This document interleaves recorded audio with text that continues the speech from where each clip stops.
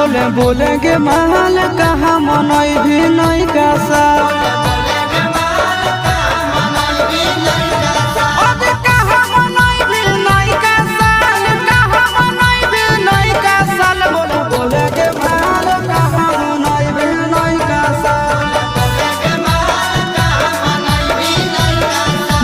बोले के महल कहाँ मनई भी नहीं का साल